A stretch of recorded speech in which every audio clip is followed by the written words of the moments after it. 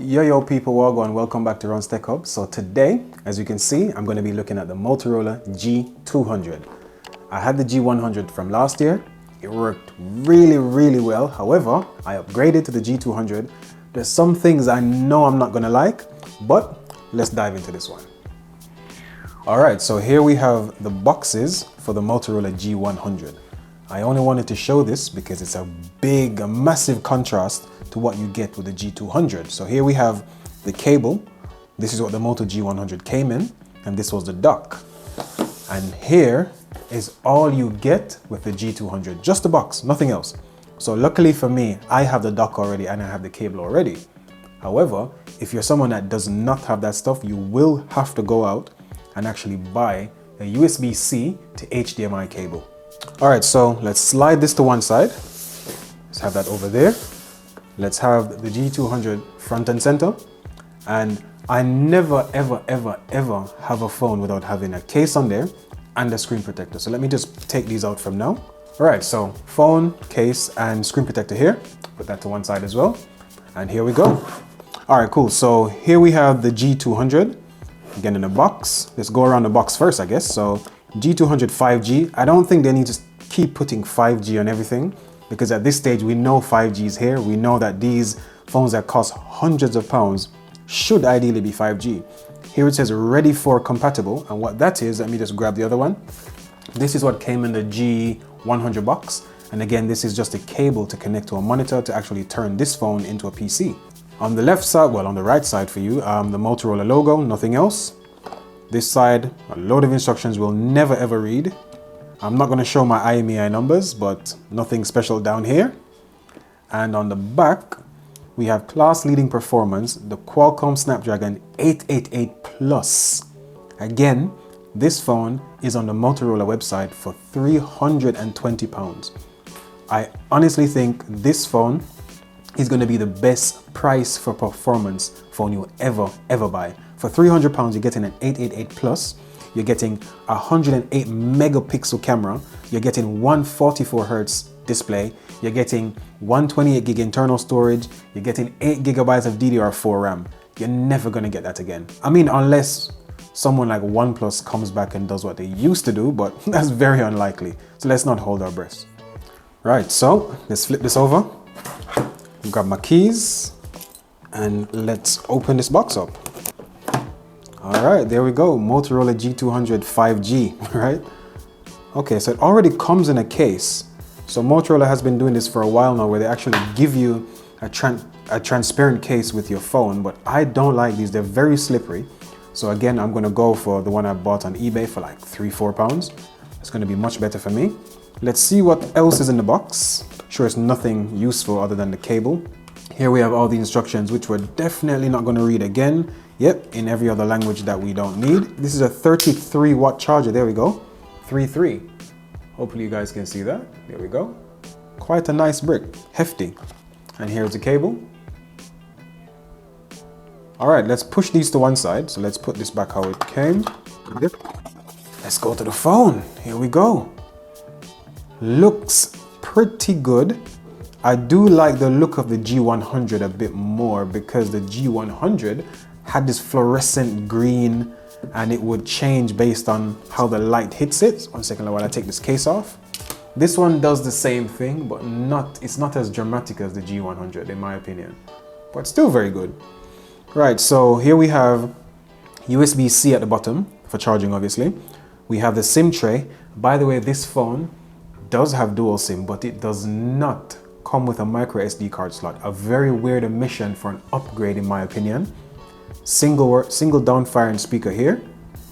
Let's see if we have anything else at the top. We have the Google Now button here, which I think is obsolete, but they still keep insisting on putting this on the phone. Very silly idea in my opinion. We have an extra microphone here at the top. If I switch this around, we have the power button, which looks like it's gonna double as a fingerprint sensor, yep. Volume rocker here. On the back, we have our 3 cameras and we have a flash. Now on the front, I believe this time around we only have a single camera at the front, a 108 megapixel camera, and again 144 Hertz. All right, so let's peel this out. Oh, look at that already. Fingerprint magnet. Not the best, but again, this is why I always have a case and a screen protector on. So I don't know why Motorola would do an upgrade, not include the cable that gives you access to using a desktop feature. I don't know why they would do an upgrade and not include a memory card slot. I don't know why they would do an upgrade and not include a headphone jack. This phone is huge. So if their reasoning is going to be, we could fit more stuff inside the phone, rubbish. Because this phone has the same 5000 milliamp hour battery as the Motorola G100. The screen on this is slightly larger in my opinion, but again, we need that memory card slot. Yeah, here's the screen protector. I'm going to slap this on in a second, but do let me know in the comments what you guys think.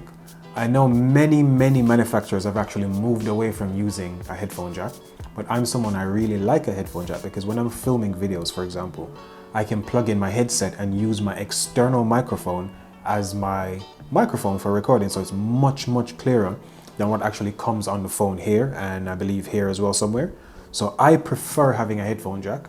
It's very convenient. I don't like walking around the house and always having to use my Bluetooth headset. I like the fact that I can simply plug in a pair of headphones and have everything working just the same. I don't like the fact that I don't have an SD card slot. This is a massive issue for me. Even though the phone comes with 128 gig internal storage, I prefer having the micro SD card slot because I can plug that out at any time. If my phone gets damaged, I have everything backed up to my SD card slot. I can plug that out, put it into a PC or a card reader and transfer everything very quickly without having to plug the cable into my phone. I like having options. I think that's what I'm trying to say. So having the option of a headphone jack, having the option of a micro SD card slot would be good.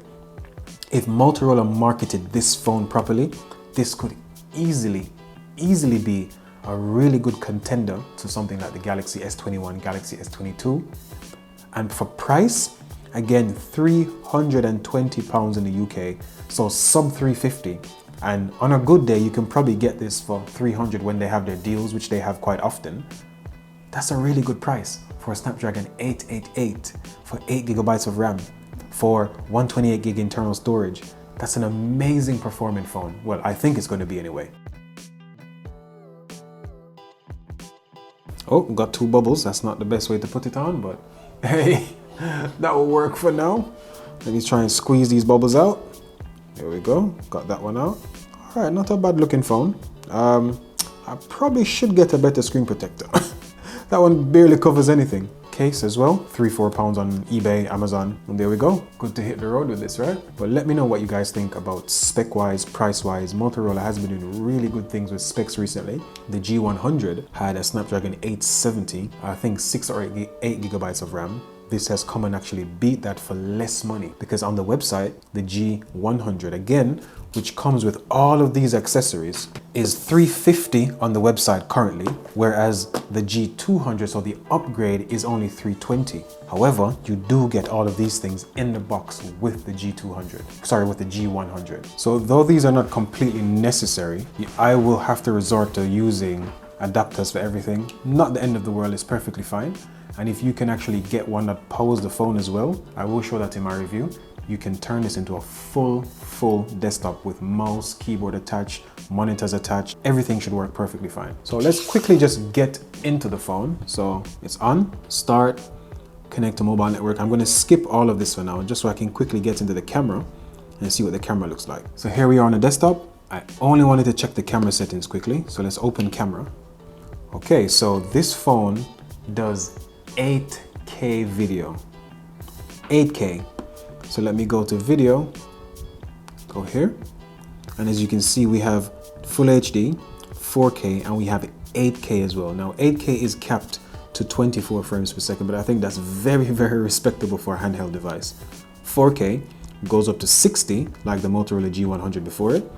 Full HD goes up to 60 as well. However, if you change the shooting mode to slow motion, I think it goes up to 240. I'm not going to show everything here, so stay tuned for the review, and please like and subscribe, comment and share. Let me know what you guys think. Thank you. Peace.